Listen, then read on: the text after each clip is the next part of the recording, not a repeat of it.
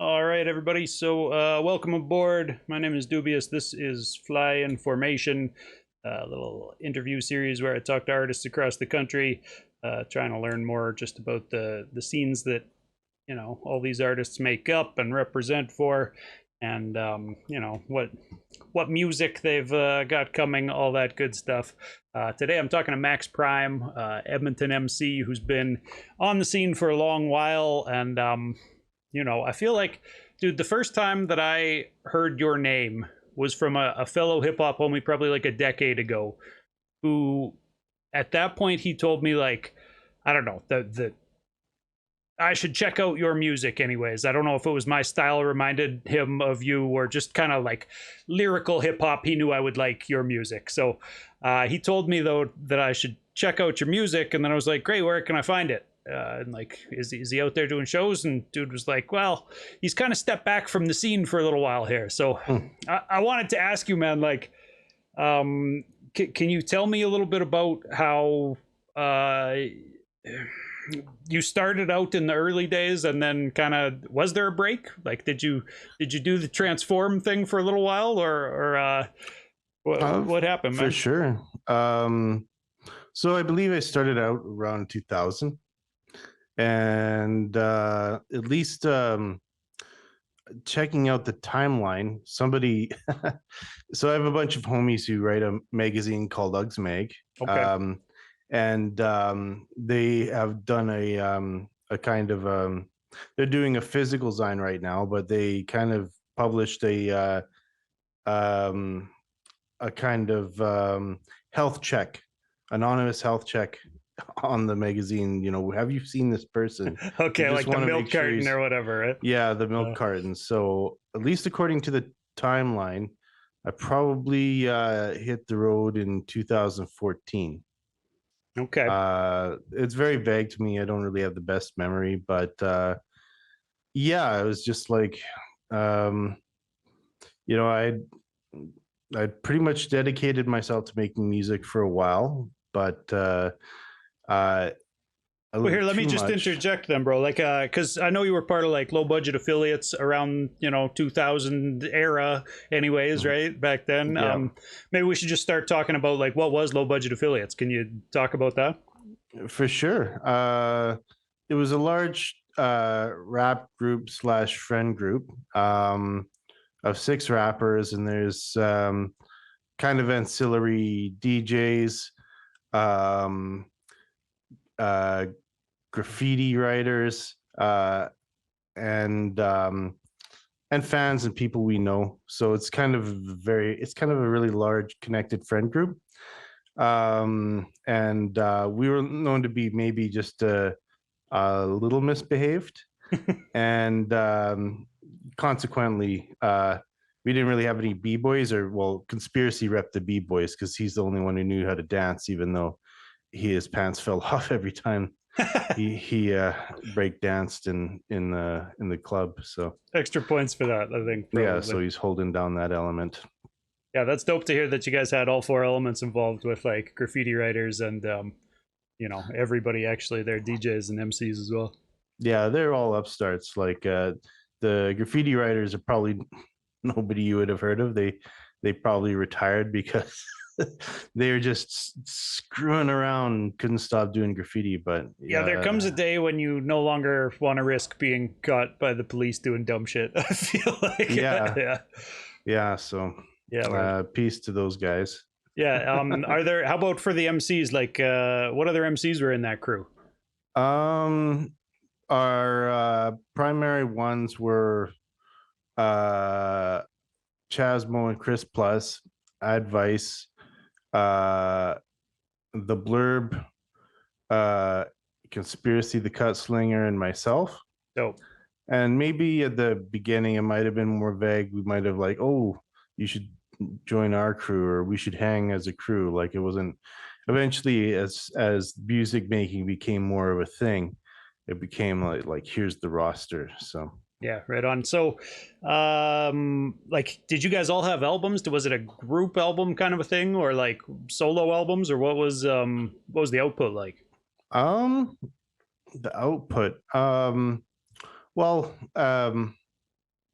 It was hmm, it's hard to say. It's no, it wasn't really centralized. I mean, there was actually kind of some products that were kind of like LBA, everybody contributed to that one person's album.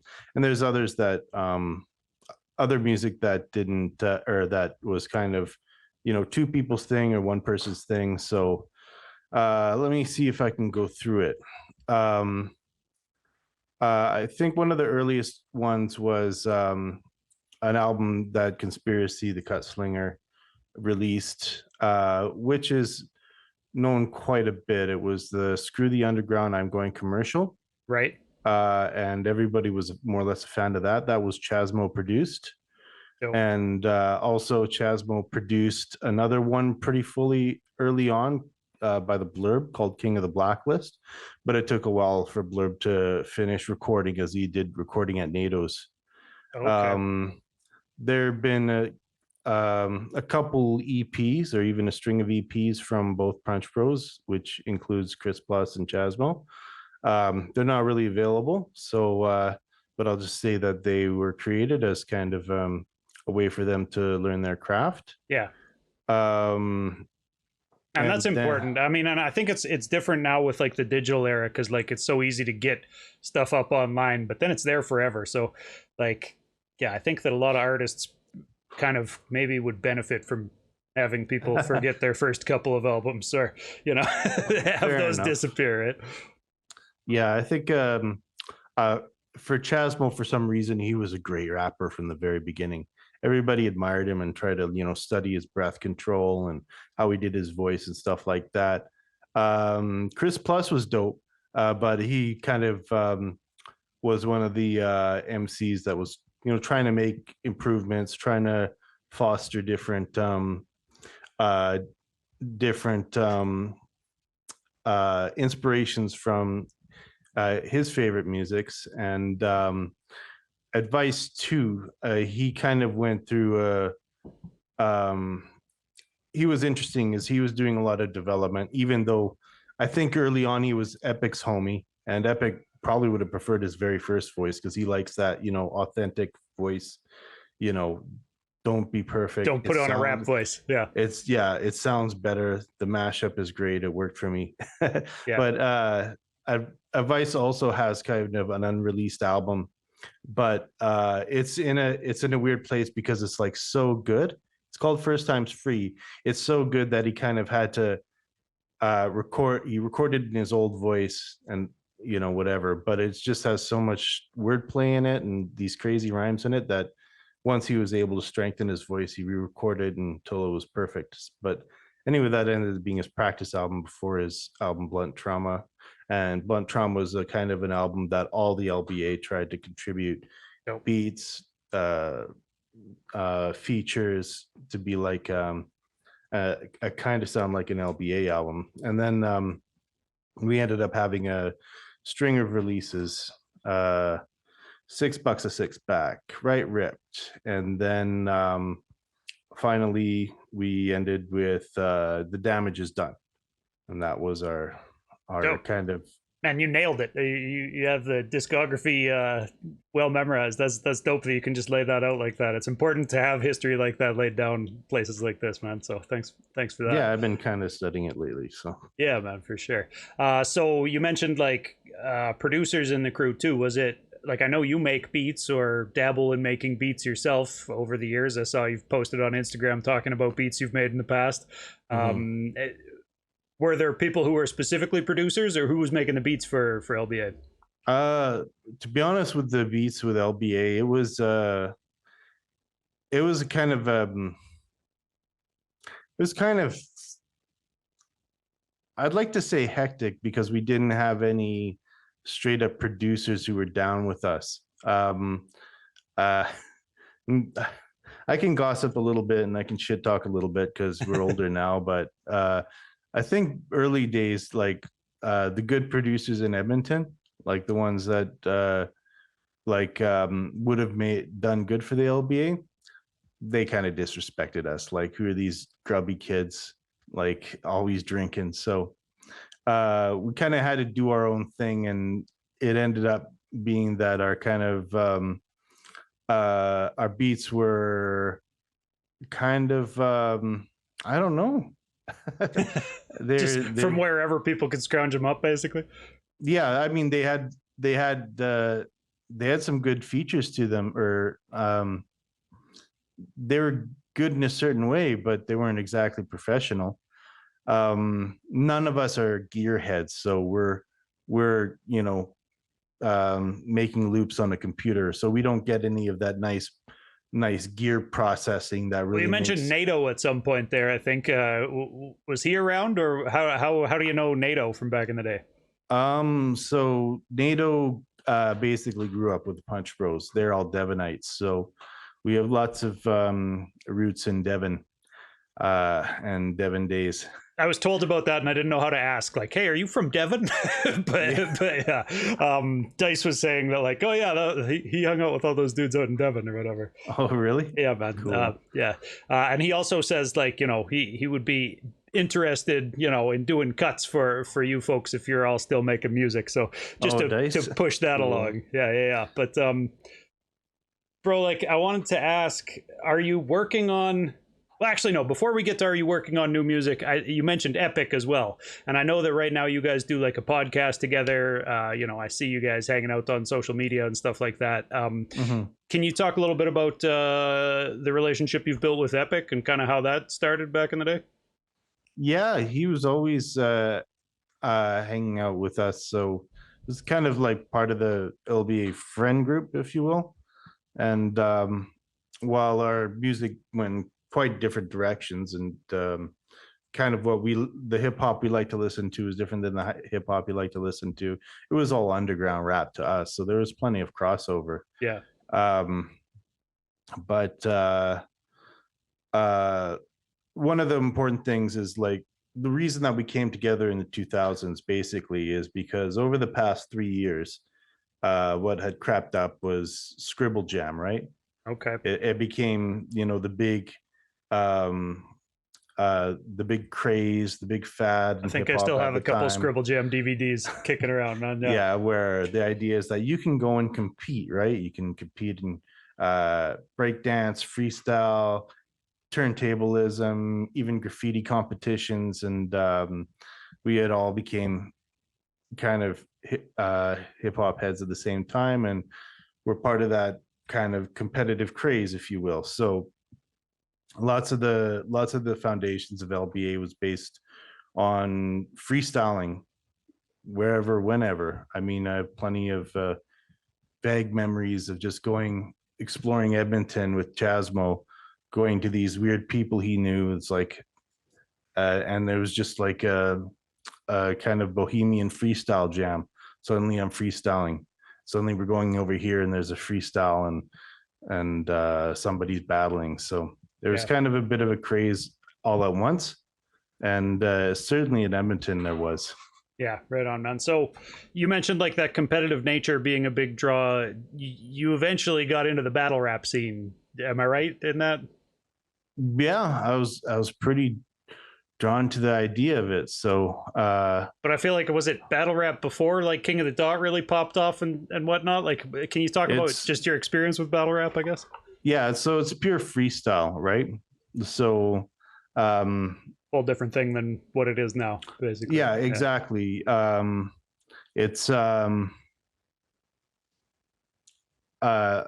don't know how I describe it, but was it just kind of going down at open mic nights though, or like there wasn't an organized league for it like they do now, right? Like, oh, it was really kind of weird because there was no organized league, and lots of the people who were organizing freestyle battles turned out to be shady, and wouldn't pay people money, and we're promoting everywhere. So them and all the other promoters, really. Right. Yeah. But I don't think it was like kind of open night freestyle anywhere, just freestyle anywhere. Yeah. Somebody's house, outside a venue. One of the places we used to freestyle all the time was downstairs in the Black Dog. It seemed like as normal as talking. Yeah. For whatever reason. Even though some people might get annoyed that somebody's freestyling in the bar. That's still a home of hip hop, man. That's where Scratcher goes down, right? Yeah, Yeah. yeah, I read about that. Black Dog's been holding it down for a long time for the Edmonton hip hop scene. Then if they used to have people freestyling in the basement back in the day, yeah. Mhm. Dude, so you mentioned conspiracy, and I know you also have been talking on social media about an upcoming album that you've been working on with a bunch of his old verses on it. Is that going to be like unheard stuff from Conspiracy? Rest in peace, Conspiracy, by the way. It's not something. It is something that you can kind of hear the elements of. There, if you go to his crazy Bandcamp page, you can find Orbiting Observer, and it is just conspiracy saying kind of like something weird, and then he pauses, and then he goes on a weird diatribe, and then he pauses, and then he just lets the beat play out for some reason. It's kind of really weird, and I thought about it, and this kind of I was like, this reminds me of like one of those puzzles that you pour out the box, and here's all the pieces just laid out, and all the space on the beat was you know uh place where you could fiddle in where what fits with where. So I didn't have any of those beats anymore, but he left all this extra beat on his tracks where I could take that and use it for the base of the song, and or loop it if it's short, and Right. use this vocal remover stuff. And the vocals were pretty clear generally.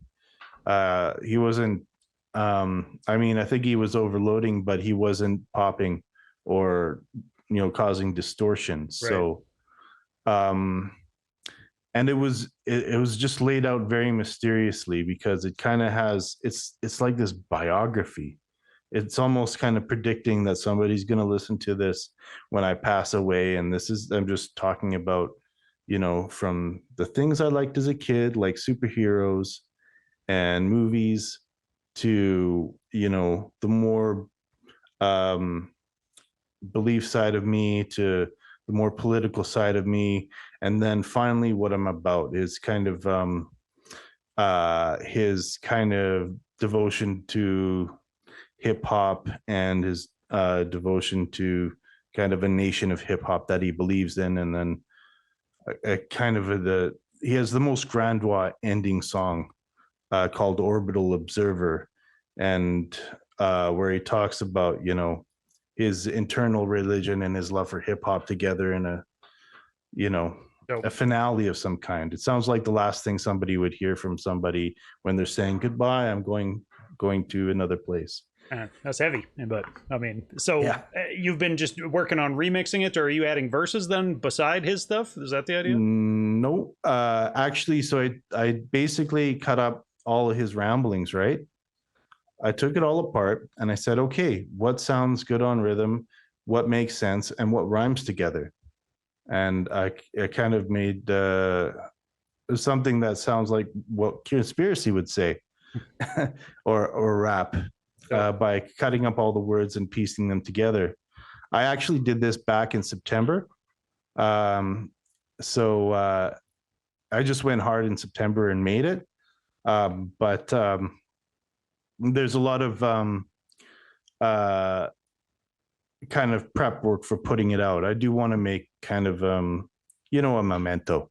Yeah. So that's one of the reasons I pulled all nighter. Is I was working on tape art. So is the project done then, or like when will it be released? When can people get their hands on what you've been working on? it'll be a while. I do want to make a few cool things, like some trinkets, maybe like a locket or something that you can get if you get it physically. um I I'm experimenting with different mediums other than CD and tape. um I've been doing a little research on what does a vinyl mixdown look like, and what does it take. It might not fit for this project, because what I did for this project is I took Conspiracy's voice and I add a lot of effects, and I made it a kind of panning back and forth type of thing. So it's like a complete this crazy head trip when you listen to it. Sounds spacey, yeah. But of course, with a lot of effects, what there might end up being a lot of when I go and analyze it again is there's a lot of phasing issues where the kind of waves. If you have kind of uh, waves overlapping each other of the same sound, Yeah. if you know, the frequencies are opposite each other, it won't work for the vinyl. It'll kind of screw with the cutter head or the groove. Yeah, So I've only like dabbled in engineering and mixing a little bit, but I've heard that yeah, you need to mix things differently for vinyl if you're going to have it pressed on vinyl. yeah. Yeah, one of my engineering homies, Deeswax, told me about that for a project we were sending off to be put on vinyl. So yeah, it's definitely something that you're going to do that yourself, though. You're not going to hand that off to a pro someplace. I'm gonna see. Well, I have. There's one project that I'm looking at, and I'm seeing if I could do it myself. And I've kind of taken the leap, and I'll get a result. And if it turns out that I'm way over my head, then I'm gonna have to. What's the cost of improving my skills on this versus the cost of getting help? Right. So Yeah, makes sense. Um, so can I ask you? Well, here, let's go to the current era then. So, uh, you said you kind of had stepped back from music for a while. What was it that brought you back out onto the scene? yeah, I hadn't listened to uh, local hip hop music or my music or hip hop for a few years now, except when I felt like it. But I don't know. It's just I think how long has it been? About a year and a half ago, I was feeling a little reminiscent. I'd kind of let go of that life a while ago. So, but every once in a while, I'll creep back and find out, okay, where are my songs hidden somewhere in cyberspace? Who saved it? And I'll listen to my old stuff. It's like, oh yeah, it was pretty good. I mean, that's kind of entertaining. I have fun listening to that. Yeah, man, I've So enjoyed listening to the stuff that you've like re-released, like that, Hardly Novices album there or whatever. You got jams on that, man. cool. So yeah, I was like, you know, if I'm gonna crawl back to these kind of these corners of the internet where my music is lurking, why don't I just make it convenient for myself? So Bandcamp's still around. I'll just make my Bandcamp page for myself. I won't tell anybody. So I was looking Secrets like, out of the bag now, man. well, Yeah. I was looking at, okay, who did I do songs with? Should I buy my own song back? And and so I bought like one of my old projects from Nefariou, and also another track that I peered on with my buddy Nolto that was a big crew track, and they snitched. they told everybody, I found Max Prime. I found. It's like, how do you know my real name? It says Maxfield. Doesn't mean it's me. Yeah. Well, they put two and two together pretty fast. Right. Right, man.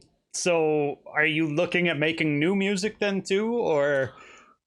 Well, I kind of have to. I mean, I like.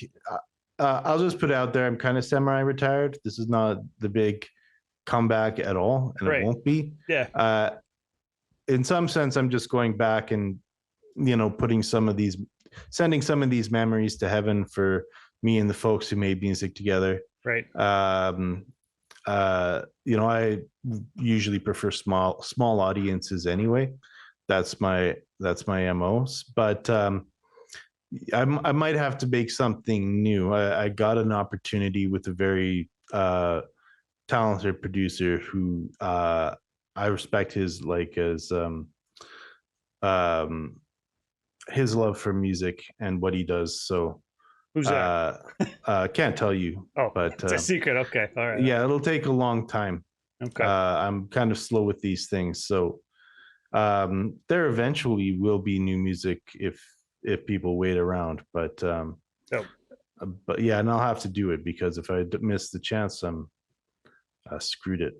I mean, every day, right? We only get to do it once, so that's what it comes down to, man. Do it or don't. But yeah, I mean, it feels like you should. I've been seeing you out rapping on stages or whatever, just on your social media and stuff. So like, I mean, dude, it's a lot of people I think look at hip hop like, oh, I reached this certain age, so now I can't do it anymore. And it's like, there are still plenty of legends doing their thing, well Yeah, no into kidding. whatever years of their life. So like, Hmm. yeah, I mean, to me, it's not a sport. It's an art. So like, you're not going to lose a step on the court or whatever. Hmm. You can still Yeah. do the damn thing, right? But um, can we talk about your podcast then with Epic, the Prairie Rap podcast?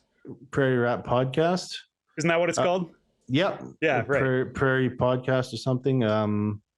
Yeah, that is started by Epic, and I'm kind of also helping out. If we're going to interview somebody, I'll listen to the discography and have some questions in between Epic kind of being the main host. And it is a little bit focused on Western Canada, Okay. and is a little bit focused on artists that Epic either has worked with before or is just part of the kind of larger rap circle that he's part of. Right. And from our perspective, our feeling is that uh, Western Canadian hip hop doesn't get enough exposure, respect, support. It's kind of a crime how that is. So, regardless of how the podcast does, we're just going to continue to do that to be able to catch up with some of the artists that we like I feel that, man. out Just there. keep doing the damn thing, regardless of whether Yeah, anybody is because supporting or not. it's just the right thing to do, right? Yeah, exactly. So that's the motivation. The scene deserves it. So you guys have been kind of looking back at specific albums, kind of album by album for each different episode, right? Yeah, most of the artists are kind of uh, have the same kind of level of age and history that we have. So there's the nice thing about listening to rappers from our era is when I go back, right, they'll have a discography, Right. and that feels a lot different than just listening to their new album, right?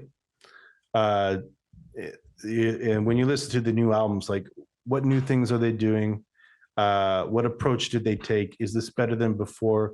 How do you feel about it? But when you listen to an entire discography, it takes a long time, but Yeah. you kind of, okay, I see what's happening in this person's life. You can see So some it becomes- artistic growth and emotional growth even through people's. Yeah, it's like reading an autobiography. Like, I mean, I don't watch too much TV, don't play too many video games these days, don't read books. Discographies are my entertainment. Right. Have you been paying more attention to the recent stuff in the Edmonton hip hop scene? Like, are you at all tapped into what's going on in the Edmonton hip hop scene today? Maybe not in terms of albums particularly. Maybe a little bit about kind of who's who. Right. But I just wanted to ask kind of about the evolution that you've seen kind of in the Edmonton scene over the years. Guys who've been around watching it for 20 or 30 years, I feel like have a unique perspective to offer on kind of then versus now kind of deal. Mm-hmm. I don't know if I have too much to say about it other than people who I've seen start off during my time have kind of grown into it. Yeah. That's mostly what I see. Fair enough. Yeah. So are there a lot of would you say more people who you knew doing it back in the day have stopped or are still doing it? Like, are there a lot of people still active from when you were around? Yeah, surprisingly, there's a lot of people still active. I think maybe it's mainly just the LBA that stopped. Fair enough. Where are some of those guys? Did they just kind of have families and the usual artist thing where you fall away from music a little bit, or with the LBA? Yeah, I mean, just with some of your homies who are no longer involved in the scene. yeah, families, career opportunities. Yeah. Um, I think there was a general sense like, we've taken it as far as we can with our style of music, and we made something we're proud of. So, Make a what mark if, and be done with it. what, yeah, what if somebody wants to, get a trades job and work towards owning a house, or, I mean, it's not all happy stories, actually. Fair I enough. Yeah. mean, uh, some of our friends, unfortunately, didn't make it, and had quite a struggle ahead of them. At least that's what I'm finding out. Yeah. Yeah. Yeah. Life is tough, man. And oftentimes art will get that back seat if tragedy happens or whatever other struggles in life pop up for people, right? So, Hmm. yeah, that's real for sure. So what was it that got you into making hip hop in the first place? Like, were you guys out to, and you specifically, were you out to find fame? Like you mentioned, you always kind of aimed for smaller crowds, so I don't imagine that it was fame. Was it just a drive to make art, or what got you into music in the first place, man? Um, I don't have a direct question, but I'll see if I can tell a bit of a story. So I think I got into hip hop at 97, and all my homies and people I knew in the scene basically got into hip hop earlier than me and knew all the good stuff that happened in the early 90s and could sing along to it. So uh, I basically fell in love with Canadian hip hop in 97, back when it was basically Toronto and Vancouver was having a golden age, right? Right. With over on Much Music, and hosts like Master T and stuff. So um that I guess I was in high school at the time. I was kind of the loner in high school, and kind of in my head, like, uh writing raps, just like the music that I was falling in love with, was kind of like, some kind of internal communication. So if I was gonna go to the library at lunch hour, I'd grab a book and then, pretend to read it while I write raps So with the paper inside it. So yeah, and I think I went to a first show and everybody else was already doing music by then, and that's where I met everybody. Is at my first underground rap show that I kind of had the gall to go to. did it feel like more of an exclusive club back then? Because now it's kind of like, the bar is much lower to get the equipment to record on and kind of learn how to use it or whatever. It's much more commonplace for people to be recording in their bedrooms or whatever. But Mhm. in 97 or whatever, like, where were you guys recording? What did that look like?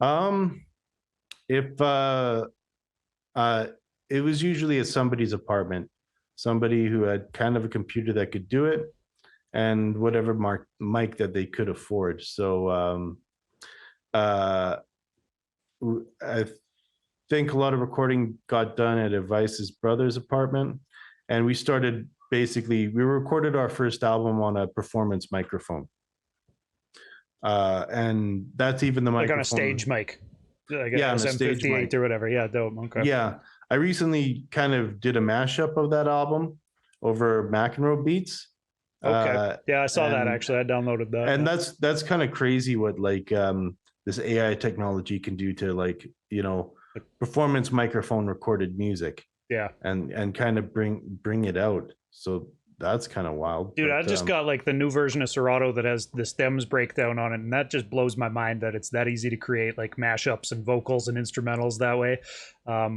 Has that been something that you used for that project, that McEnroe project? Like, was that how you separated some of those vocals? yeah, I found a web page that I could, use a few times a day for free, just to get the vocals off of it. So So, and those were just built like McEnroe wasn't involved in that, right? Those were just beats that you found of his and put that together with. Yeah, yeah. dope, dope. But you know him personally at some point throughout life, or No, I no? never met him. Oh, okay. we went to plenty of Peanuts and Corn shows when they rolled through Edmonton. We were big fans, but I personally never met any of those guys. Yeah, fair So, enough, man. Um, so were you guys doing shows? Like, were you doing your own shows, or were you opening when artists would come through Edmonton, or like what did your performances look like most of the time? Lots of the sources of our shows were actually from one of our official DJs, DJ Weasel. You know him. He's basically crazy amazing turntablist, Yeah. but also like just I did a flip of Paul Simon 50 Ways that was on a DJ Weasel beat for a project that he was putting oh yeah, together. Yeah. cool. And yeah, he's just the he was on a tear as far as promoting. Like, he couldn't stop throwing shows. It was his thing to do. So anytime Weasel got to throw like an underground rap show with some underground rap acts, we'd usually be the first one he'd ask to like open up. There might have been a few other promoters here and there that asked us. It was kind of a holistic experience. We're just going to where the party was, and then talking to whoever was at the party, and maybe something would work out. One of our members would be like, "Hey, somebody wants us to do show here." It's like, should we? Yeah, let's do it. Yeah, right on. Just whatever happened. So it was kind of before the like current situation with like pay to play or sell 50 tickets to open for this guy was a thing that was happening in Edmonton, eh? Yeah, I think nobody really knew what to expect out of hip hop shows back then. They could be anywhere. They could end up being really big. They could end up being like super small and piss off the promoter. Yeah. I think maybe they're still all over the place, but I think promoters have figured out, we need a guarantee. Yeah, fair enough, man. So in the years that you've been watching the music scene and like all the different artists you've known, I like to ask guys, like, what's a quality that you see in artists around you who succeed? Like, what is it that makes a successful artist? Whatever success looks like, but that makes an artist with longevity. Longevity? Geez, I don't think I can answer that question. No? I think people who just I think most of the guys who have success and longevity, they just like performing. It's just their kind of natural habitat. Performing is kind of a thing that they love to do, and a little more extroverted kind of a personality then, like it could still be introverted, but they being on stage is just kind of a pleasure. Yeah. Doing it, and even if they're introverted, they're maybe easygoing, right? So to speak, and kind of easy to work with. Fair enough, man. What about yourself? Do you enjoy performing, or have you been more about the studio and kind of the act of creating the art? I think I ended up becoming a studio gangster after Hardly Novices kind of first released. When we all sort of coalesced back in 1999 or 2000, right? It was pretty much Olympian level freestyles, and get your 16s out, do a 32, just go at it, practice every day. Yeah. You're young, you're full of stamina, just all day, every day, rap day. Practice the craft. Go at it like a sports warrior or something like that. I think around the Hardly Novices was like the first album that I released. I actually took on that album because my Up in Arms project was going slow because NATO runs on NATO time, and you never know what he's gonna say. He doesn't share his cards with you. It's like it'll be like months later, and like, oh yeah, I have some studio time now. So I bet he's more professional now. That guy's been running the studio for a long time. I'm sure you can book in. Yeah, probably, but you'd be surprised once you have bigger clients. Okay. Like you could imagine, there's like a lot less you could talk about now. Yeah, fair enough. If So, Mercules is coming through, probably somebody might get bumped or whatever. well, I mean, else, like yeah. for instance, if he has a really big client, right? And you know, uh, if I like, if I try to contact him, right, and with the anticipation that, oh, he's going to ask for time during this time when I'm booked, right? Unless I'm a big act with a lot of money behind me, he might not answer the phone because he can't tell you what he's working on. Yeah, He can't be like, no, I'm booked up. Oh, you're booked up. Well, I'm gonna, you know, go to the window of the studio, pull out my binoculars and spy. What are they working on, man? Right. Oh, they bought somebody from the States. Oh, it's a, you know, they have to, secrecy comes with, you know, big names. So yeah, weird. Can I ask you, how do you think that social media has changed the hip hop game for people trying to do this independent rap thing? It's kind of attention span geared, and it's kind of the consumer of social media is going to be looking for, as soon as something hits them, okay, what's the value of this? Like, is there any value to this? Like I released a bunch of joke videos. I was just goofing around. Oh, here's a funny idea. Maybe I can record this, right? But when it comes down to it, on social media, anything where I'm actually rapping is what gets all the attention. Right. Because that's what people are looking for. That's actually has some value other than my stupid jokes. And I'm no comedian, right? Sometimes your stupid jokes are you rapping. The promo that you did for this, or the freestyle you put down of skibbity bibbity. I was just making fun of, like, you know, Little Peep and Dripping So Pretty and those guys. Oh, yeah, word. Whatever. So I've seen you talk about like how, you know, MCs don't freestyle anymore. Do you think it's important for an MC to be able to freestyle? I take it you've got freestyle skills if you want to freestyle, right? Not like before. I think that was good as it gets. You basically watch. That was it. Okay. So, all right. Yeah. So at this point, then, you're kind of out of practice. That's the idea, then. Like, I might be out of focus too. Like the best freestylers from back in the day, they could constantly churn out, you know, words and information and thoughts right in real time. And when they did that, you know, this guy is a freestyler.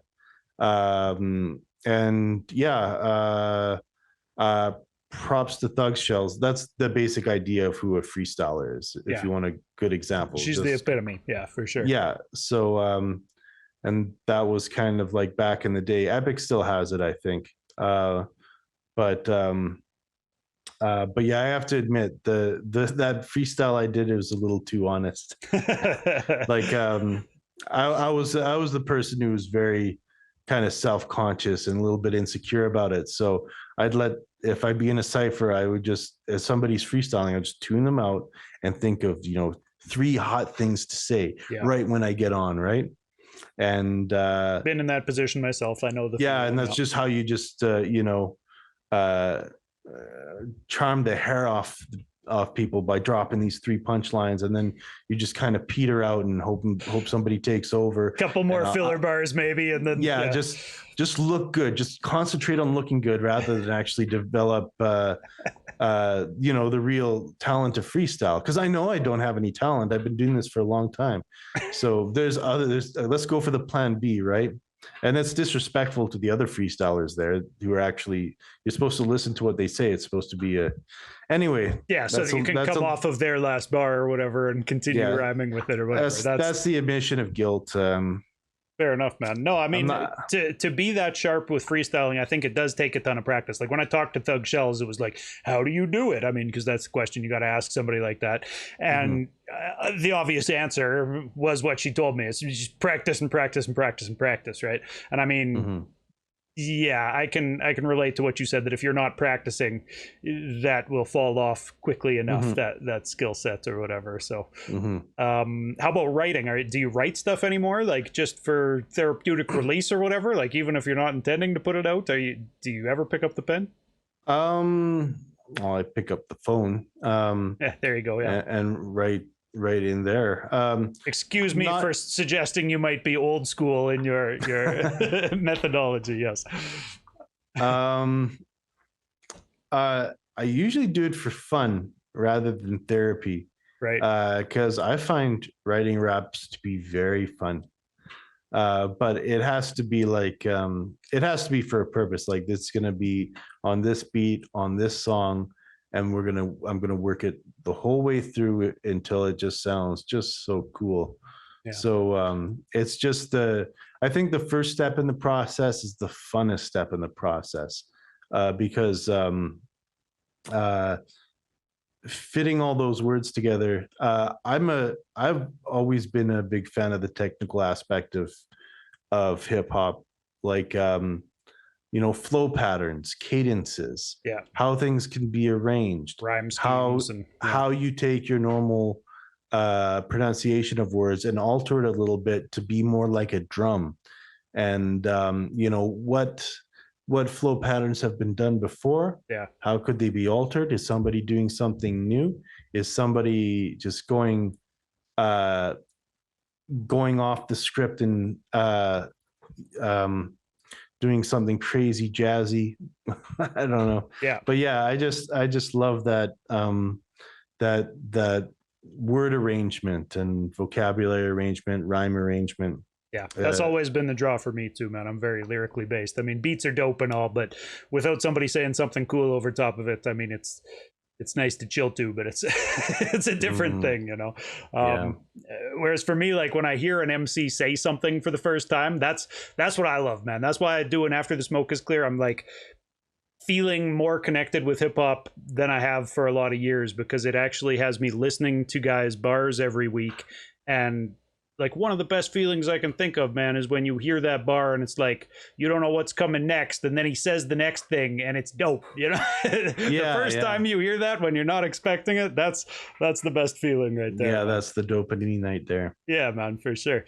Um, dude, can I ask you? Do you think hip hop is a young man's game? Like, are you kind of stepped back from it because you feel like it's for the youth, or like, I suppose I did. yeah, I must have, but uh, I think uh, it's not so much that it's a young man's game. It's just that it's the young men who spend the money, uh, who go to the show to be a part of the giant social atmosphere right, at that particular, 20 something age, right? yeah, man, Um, as far as music is concerned, um, what I think, and what I think I don't know if it's right, but what I think is each, 10 years, the sound, or 5 years even, the sound changes and the era changes.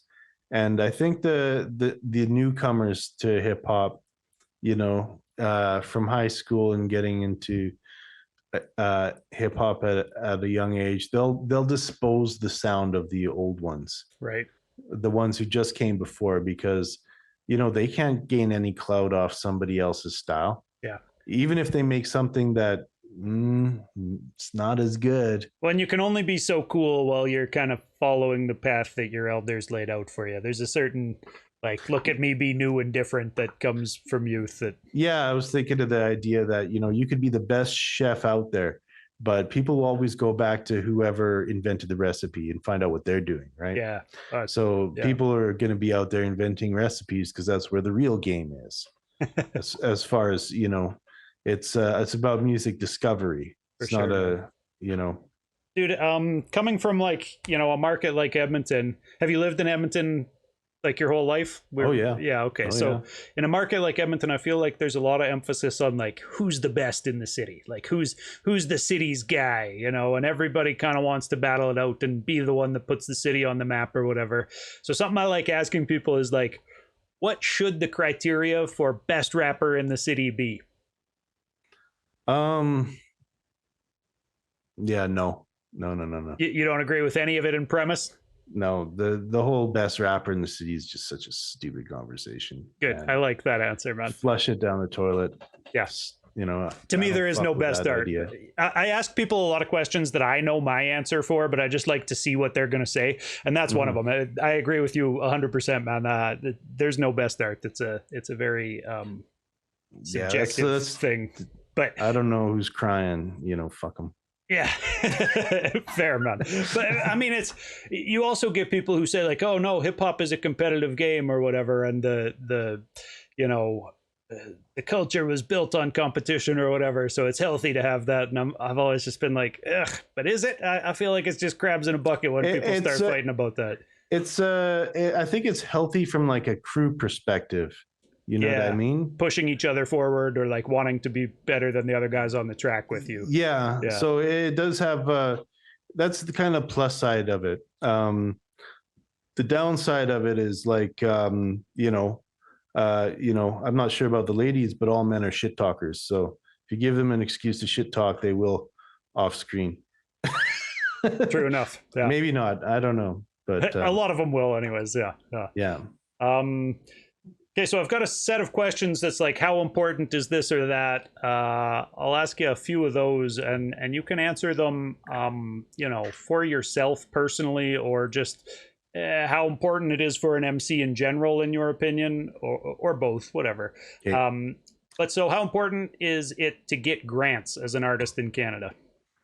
I think it's important if you want an advertising budget. If you're at an age where you don't make as much money because you don't really have a bag yet, I guess that's for equipment. If you if that's what you need. If you are tight with the arts community, then grants are also for hiring people to do a video or do some art or something like that. Or even bring in musicians for the recordings or whatever. Yeah. Now that I'm older and now that old people make more money than young people generally, typically speaking. Usually now I'm finding I can afford equipment.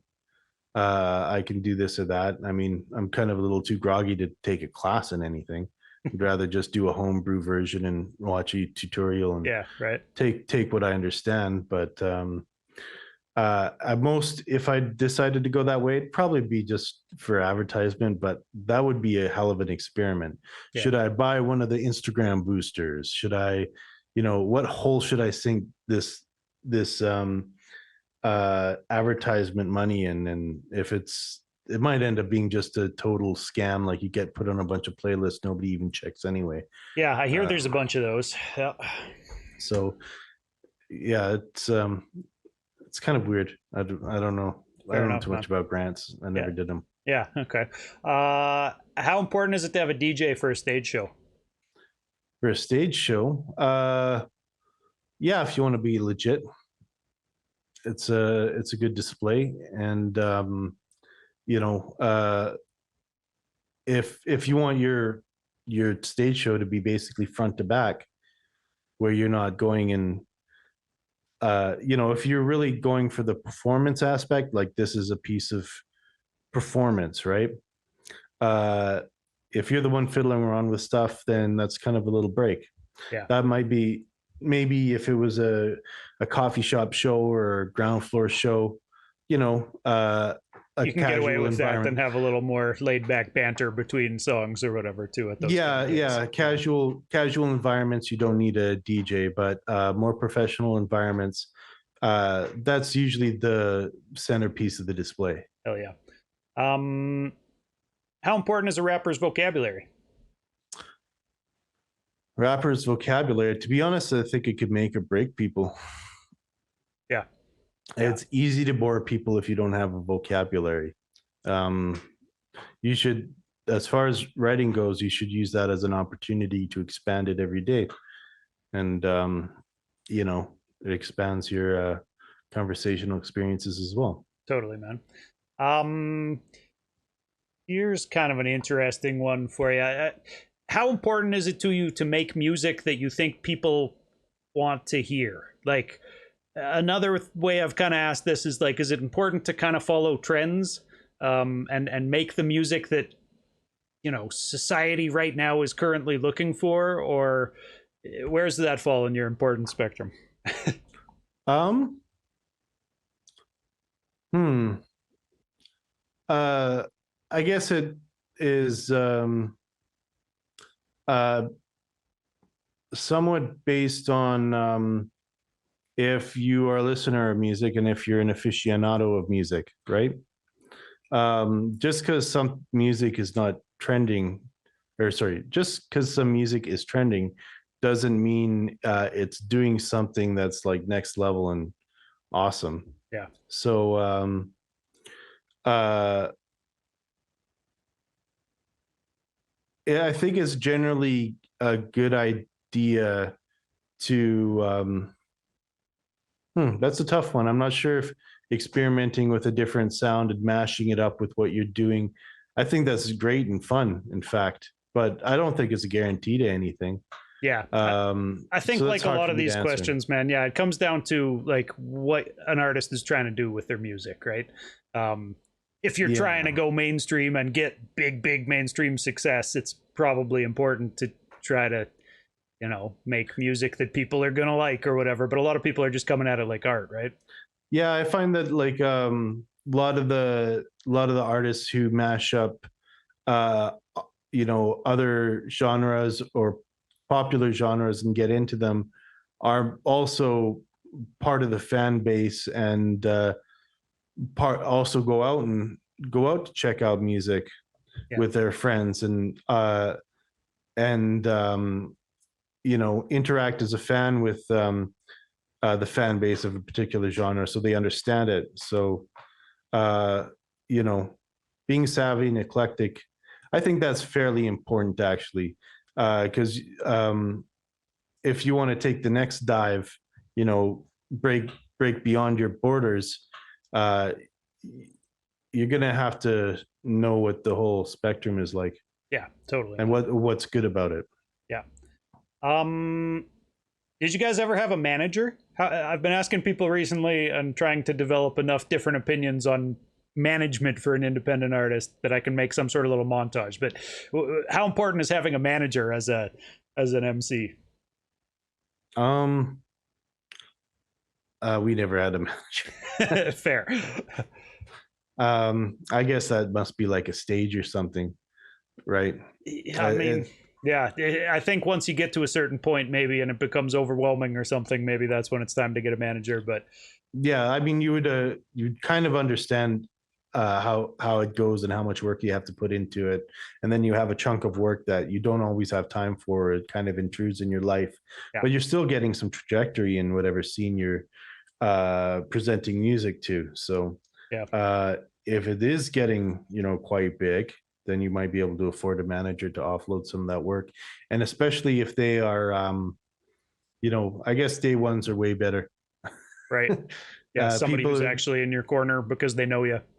yeah, and kind of you get kind of um, the best type of manager. Anybody, let's not even think about managers particularly, but kind of background people. Yeah, a team. uh yeah, Yeah, background people are important because like they want to be background people. That's how they want to they will kind of they're part of your friend group. They like your music. It's something that they hang around when it's being recorded, and they would like to kind of lubricate the process of making the music group successful. So yeah, uh, really passionate background people are important. But I guess managers could come along and are into also what you do, and they've done managing and could offload something if you're I think a making. lot of the artists who do end up being successful have those background people, right? There's somebody in their corner who helps them with a lot of the managing of promo and booking this and booking that and being there on time, and even like, you know, cutting clips for social media and handling all the social media stuff. Like there's a Mhm. lot on an indie artist's plate at this point. So I think a lot Mhm. of people rely pretty heavily on somebody behind the scenes, whether they call them a manager or, you know, maybe it's their wife or whatever too. Mhm. But yeah, Yeah. I think that is big for a lot of artists. And some people, I think that's like an older family member too. Can I ask you, this is another thing I've been asking because I'm trying to gather information. I've got a theory that most successful artists end up having somebody in their family from the generation above them who kind of nurtured the cause in some way or another. Are you Oh, from you're a talking. musical family or no? No, you're talking about the K Riz interview, right? With I did ask. Maybe I asked K Riz that. I'm not sure. I've asked what a he's few like different the people that. cousin of E. Oh, I forget his E dot. I was like, wow, geez, really, wow. Yeah, it seems like a lot of That's people have Edmonton musical royalty. families that, and then they end up kind of, you know, being shown the ways or whatever along the way growing up. But not you. You didn't have musicians around you. No, I just got lucky. Yeah. I think Chasmo's dad is uh yeah, he's a local musician and has a band. Rest in peace, Chasmo. But he was also like a person who was just not only that he could make catchy beats, catchy hooks. He was just a musical person. Yeah. Weird, man. Here's one that I kind of think I'll know your answer to, but sometimes it's fun to hear people say it. How important is pressing vinyl? Not important. Oh, damn! You surprised me. Okay. Not today. Okay. It was way more important when turntablism was more competitive. Right. Um, On where turntables actually were using vinyl. Now everybody's got the DJ controller and can't even spin vinyl if they wanted to, well, or a lot of people do. I think as far as I think the respect aspect of it goes, that has not diminished. In fact, if you're a turntablist who can respect the physical medium, you know, respect the needles, take care of them, and then do things with them, Yeah. and not break something. uh, so the respect for actual people who do turntablist stuff is basically through the roof now. Yeah. Because as it becomes more of a rare art form and it's an original art form that's not gonna ever go to the wayside because it's kind of authentic. The respect for this for vinyl and turntable is basically through the freaking roof if you could do it. But Right. Yeah. as far as like you know kind of penetration to a bigger audience, it's probably going to be one of your side pieces of gear that, you know, of all the gizmos you kind of show off to people that you can use. So Yeah. Fair enough, man. How about how important is it to listen to legends of hip hop and know the hip hop that kind of laid the groundwork? oh, I don't think it's important anymore. It New isn't. era. Yeah.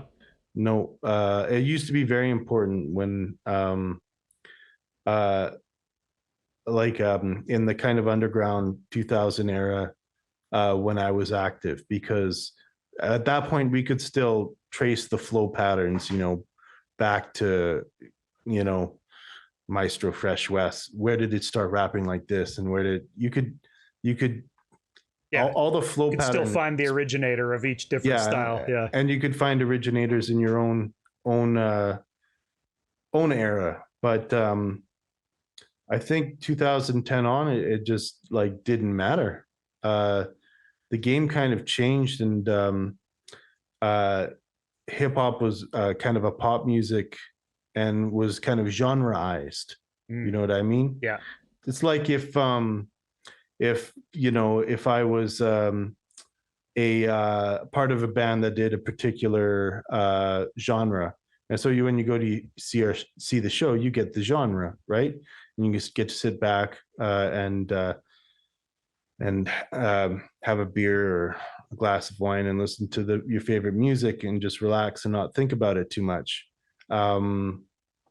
back in my era, 2000 to 2010, if your style, I mean, everybody knew that you kind of ended up building off somebody else's flow style, but then do different things. Yeah. If you didn't have an original style that hasn't been invented yet or heard before, if you didn't have that, you didn't have a seat at the table. Mm. So, but I just saw through the process of 5 days that listeners don't care about that anymore. What's Yeah. your original style? Oh no, he's just the best at doing it like this. There's a lot of sound alikes out there. I don't know. Yeah, I mean, I don't try to be the guy who hates on auto-tune all the time, but auto-tune makes it so that it's easy to be a sound alike. If that's the style of music that people are trying to make, it's tough to tell some of those guys apart. And yeah, to me, something that makes a good MC is that they're instantly recognizable as themselves on a record, right? You want to be able to tell who's who when you hear their voice. And yeah, that might be going away more. Well, it's just genreized. Like if a new style of rap comes out, then that ends up being the new wave. Everybody's trying it. Yeah. Here's the next wave. Here's the next era of music. We're doing it this way, and everybody's getting into it. And I think there's a lot more focus on things like audio effects and kind of pristine quality, getting all the kind of dynamic audio, IMAX movie level sounds in your music, and just finessing the shit out of songs so that they sound like you're going to a 3D movie or something, right? Yeah. Atmospheric, big sound that you'll hear on the radio. Yeah, so if somebody invents a new style, everybody's on it. Everybody's now doing it. It's one big kind of it's like one of those trolleys where everyone's on a bicycle connected to each other. For real, man. So this is a bit of a left field one, but it'll be the last one of these how important ones. But how important is an MC's political leaning? Um,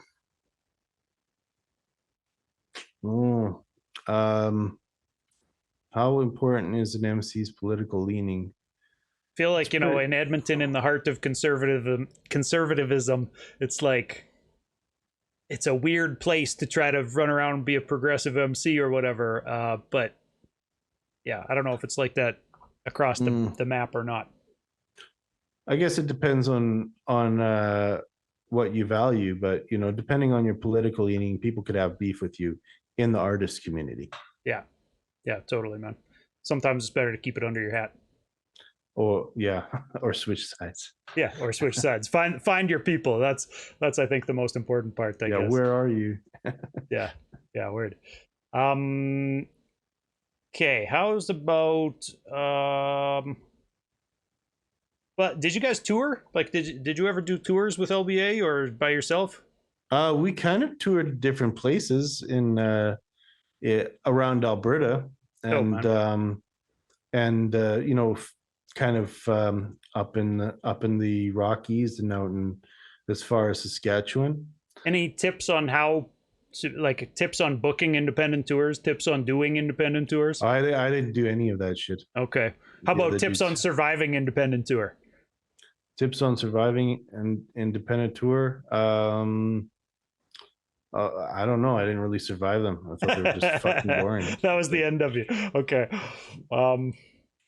Dope, man. So I always ask people, can you describe the local Edmonton scene before I let you go?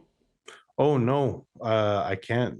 I just don't know. It's pretty big. There's lots of like hip hop was going on before we started. That's a legit way to describe the scene, man. That it's big and a lot of stuff going on. Yeah. There was things going on, and it was already it was already on the road and developing before we showed up. So, and that hasn't stopped. So I don't know what to say. Fair enough, man. No, like I said, that's a good answer. How about I also try to spread the spotlight as wide as possible and ask people, are there other MCs who you can mention who you think people should be up on? Let me see if I can do some shout outs. I guess I'll give a shout out to one of the dudes I had featured on a track, Paul Pasties, probably his friend. Yeah, I know Pasties. Actually, Uh, he got me to rap on one of his tracks last summer, I think. Yeah. oh, okay. Yeah. Yeah. Crazy Painter, passionate MC, has a bunch of albums with Little Whore Records, and they're fun to listen to. Is he an Edmonton-based guy, Little Painter? Name doesn't ring a bell for me. Who? The dude you just mentioned? What Pasties? Oh, Pasties. Oh, he's a painter then? What did you say about a painter? Yeah, he's a painter. Oh, okay. He's a painter. I misheard you. I thought you were talking about a separate artist from Pasties who was named Little Painter or something along those lines. Okay. Yes. Yeah. Yeah, Pasties is dope. Yeah. But they're like all guys I'm down with. So, and of course, who else? Who's that guy whose last name is Burnett?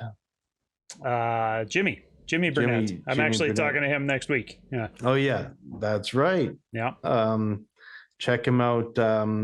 There's this cat who moved here from Hamilton a while back, who I listened to. So he's not from here. Okay. But his music is just so good. Have you ever heard of Emay? Emay, no. How's that spelled? EMAY. Okay. Yeah, and he makes some kind of very his stuff is like an emotional vibe to it. And yeah, he's on Bandcamp. He's sick. Like to me, that's like music, and that's like real poetry. Nice. That's not hand holding hip hop. Not commercialized product hip hop. No, just like actual grown up kind of music. Dope.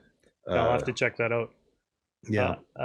Thanks, man. So anything to promote coming up, that like shows or projects coming up, anything like that? Yeah, if you're into kind of live hip hop, I think Saskatoon folk rap, at least me and Epic, are gonna try to invade the carrot just a little bit on their monthly, and maybe just record each of us doing a song. My first live song was a little rough around the edges. Probably have to start just practice one song. Get back to practicing a little bit. Yeah, until my memory can serve me a little better. Yeah. So yeah, it's an all ages joint put on by Kyrie, and I think ID's on board now too. The Locution Revolution guys, eh? Yeah. And yeah, we knew those guys back in the day, so we might be supporting that night and doing some recording ourselves doing it, and those guys doing it. Dope.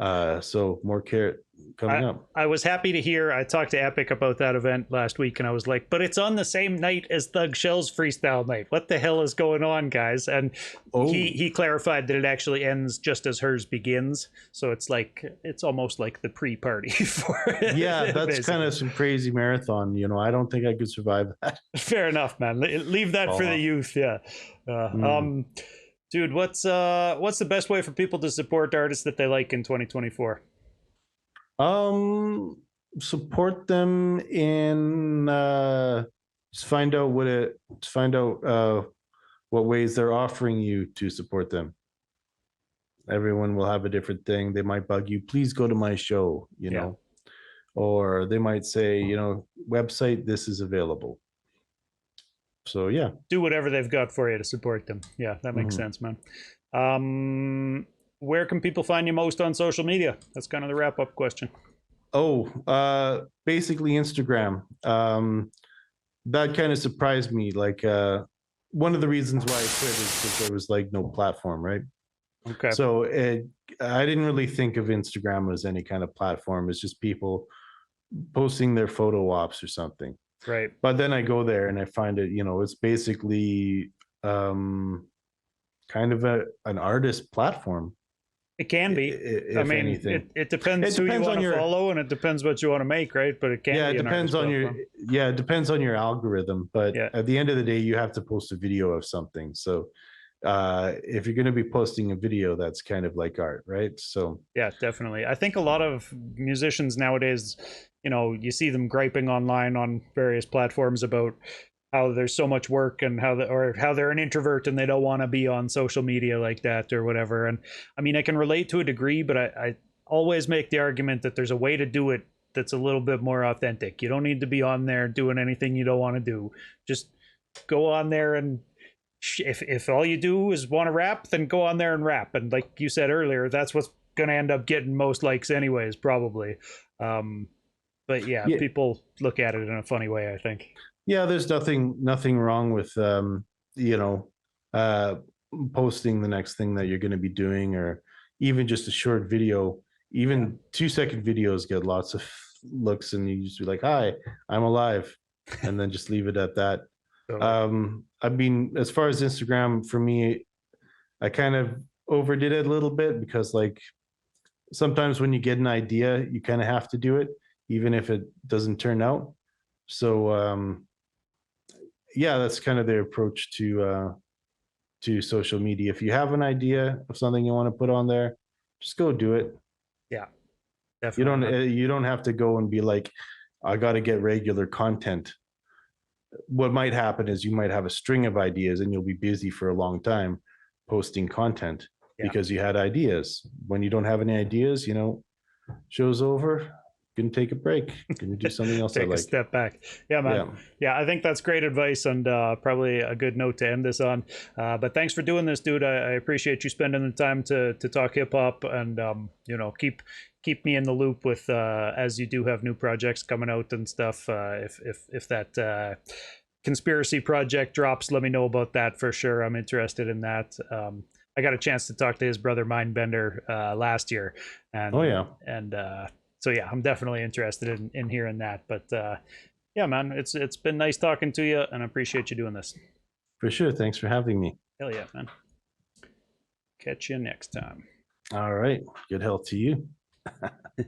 You as well, bro. Peace.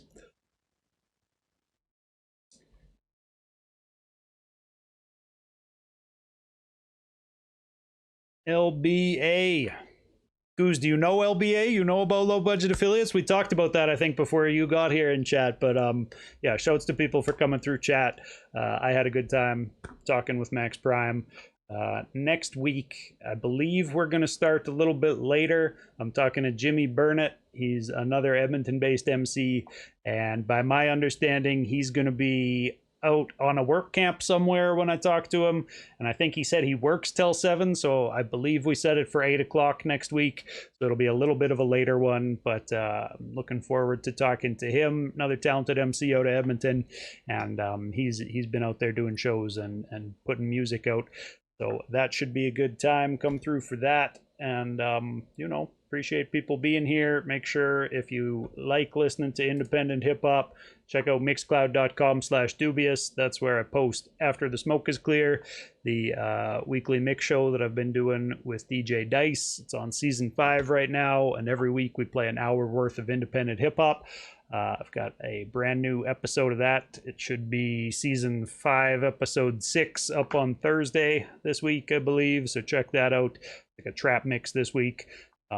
We try to do kind of cohesive hour of music every time. So some weeks it's boom bap, some weeks it's more trap leaning. And this one's definitely going to be more trap sound. But yeah, it's been fun. I might jump back on here in a little bit. But also, I guess I should say, I'm going to be doing more rapping coming up here through 2024. I kind of found a reason to rap.